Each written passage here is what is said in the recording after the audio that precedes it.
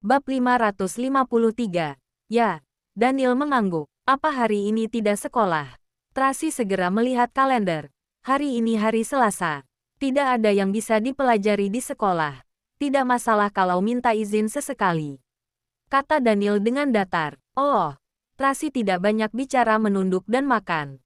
Carlos merasa ada yang tidak beres dengan mereka berdua. Biasanya mereka sangat mesra, bahkan saling memandang saat berbicara. Sepertinya hari ini agak aneh. Mungkinkah bertengkar? Mami, sebelumnya Mami kerja di perusahaan Papi. Ayo pergi bersama kami. Charles lebih ceroboh. Tidak menemukan ada yang salah. Juga berkata dengan bersemangat, mungkin saja bisa bertemu dengan rekan kerja Mami dulu. Benar. Mami ikutlah bersama kami. Carla menarik tangan Tracy dan bermanja-manja. Kita juga bawa Roxy. Mami tidak ikut. Tracy baru saja mau bicara. Daniel langsung menyelanya. Mami mau istirahat di rumah. Tracy memelototinya dengan marah. Pria ini tidak membiarkan dia dan anak-anak muncul di perusahaan bersama-sama. Itu berarti pria ini sama sekali tidak ingin orang-orang tahu hubungan mereka. Masih bilang mau menikah. Kalau benar mau menikah, apa perlu ditutup-tutupi seperti ini? Oh, baiklah, Mami sakit harus banyak istirahat. Charles masih tidak menyadari apa-apa. Terus makan bakpao. Bakpaonya enak sekali. Baiklah. Mami tidak bisa pergi. Kalau begitu aku tidak akan bawa Roxy. Aku takut dia terbang sembarangan. Membuat keributan. Carla mengelus kepala Roxy yang berbulu. Menghiburnya. Roxy, kamu tinggallah di rumah dengan patuh. Mengerti? Mau pergi. Mau pergi. Roxy menegangkan leher berteriak dengan panik. Juga menggosokkan kepala kecilnya di tangan kecil Carla yang gemuk. Takut tidak diajak, Roxy. Yang patuh. Carla menepuk kepala kecilnya, menghibur dengan suara manja. Hari ini kami tidak pergi ke sekolah. Mau pergi ke perusahaan Papi. Di sana ada banyak orang dewasa. Tidak bisa membawamu pergi. Mau pergi. Mau pergi. Roxy terbang ke bahu Carla, menggosokkan mulut kecilnya di pipinya Carla yang tembem. Mau pergi. Bagaimana kalau? Melihat sikap Roxy seperti itu, hati Charles sedikit melunak. Dia baru saja mau bicara. Carlos malah memelototinya. Dia terpaksa tutup mulut. Roxy meniru gaya Carla. Menutupi wajah dengan sayap. Menangis dengan sedih. Roxy. Melihat Roxy menangis, mata Carla juga memerah. Biarkan dia pergi. Akhirnya Daniel bersuara.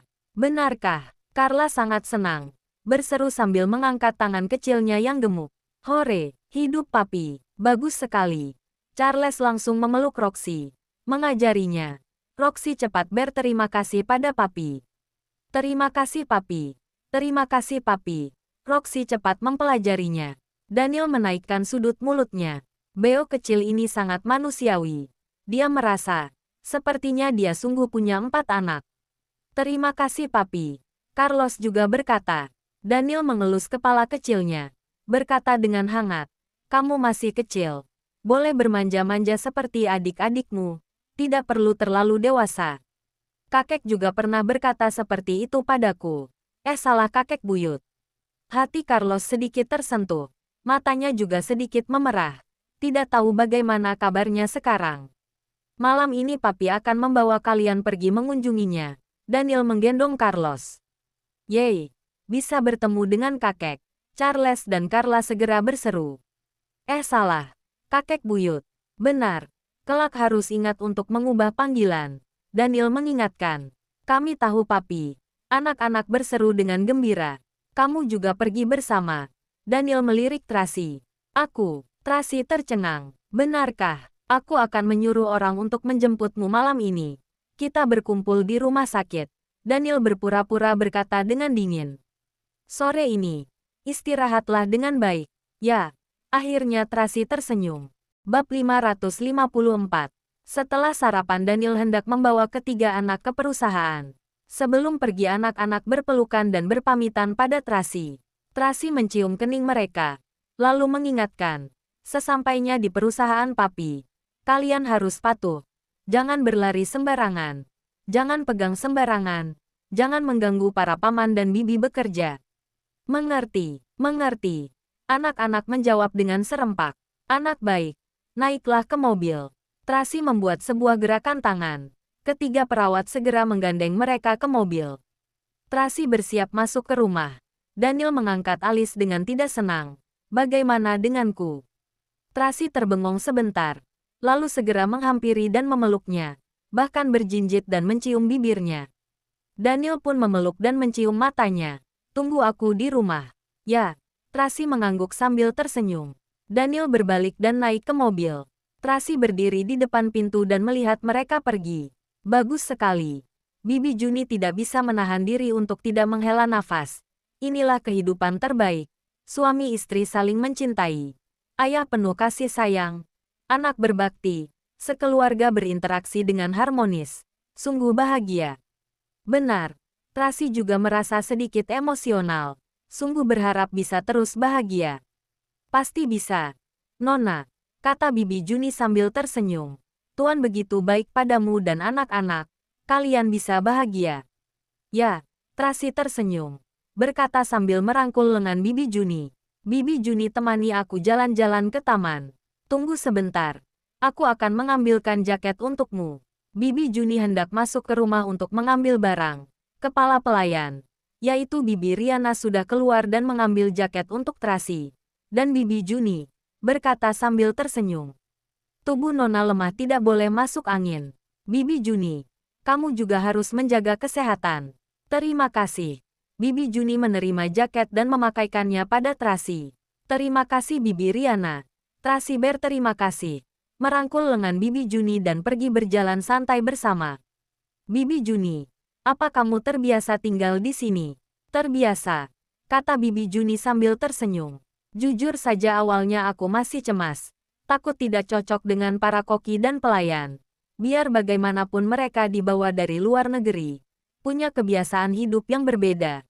Tapi setelah berinteraksi beberapa hari, aku menemukan bahwa mereka ternyata sangat baik. Yang penting Bibi senang. Melihat Bibi Juni senang, Tracy merasa sangat terhibur. Tapi juga merasa tidak tenang. Malam ini mau pergi mengunjungi Tuan Besar. Aku merasa sedikit tidak tenang. Nona cemas. Tuan Besar tidak menyukaimu. Bibi Juni menghibur. Jangan berpikir sembarangan. Nona begitu disukai orang-orang. Saat melihatmu, Tuan Besar pasti akan menyukaimu. Dia sudah pernah melihatku. Tracy menceritakan pertemuannya dengan Tuan Besar pada Bibi Juni. Saat itu dia sangat menentang Daniel dan aku bersama. Juga memaksa Daniel untuk bertunangan dengan Linda. Kalau tahu aku pindah ke sini, takutnya dia akan sangat marah. Memangnya kenapa? Bibi Juni berkata dengan bangga. Tidak ada yang bisa mengalahkanmu. Nona sudah melahirkan 3 anak untuk Tuan. Siapa yang bisa menang darimu? Benar juga. Tracy tersenyum. Tuan Besar sungguh menyukai anak-anak. Nah, jangan berpikir sembarangan. Bibi Juni menepuk punggung tangannya. Sekarang aku berharap kalian segera menikah. Saat hari itu tiba, aku pasti akan pergi ke makam Tuan Besar James, melaporkan kabar gembira ini. Ya, Tracy mengangguk sambil tersenyum. Di saat yang sama, dia juga teringat pada peninggalan ayahnya. Masih ada sebagian barang yang belum diambil. Tunggu sampai setelah menikah, barulah pergi mengambilnya. Di mobil, ketiga anak terus berbicara tanpa henti. Roxy juga ikut meramaikan. Daniel melihat email di kursi samping. Ryan mengamati ekspresinya berkata dengan pelan. Aku sudah tahu bahwa sepasang pria dan wanita sialan itu akan menikah. Hanya saja, tidak disangka akan begitu cepat. Stanley baru saja meninggalkan istrinya. Langsung menikahi Garcia benar-benar tidak sabar. Daniel tidak bicara hanya melihat isi emailnya. Dia sedikit mengerutkan kening. Yang mengejutkan adalah, orang-orang keluarga Moore malah akan datang untuk menghadiri acara pernikahan. Ryan bertanya dengan hati-hati, apakah Anda akan pergi? Jangan lupa like, komen, and subscribe ya. Terima kasih. Tunggu terus kelanjutannya.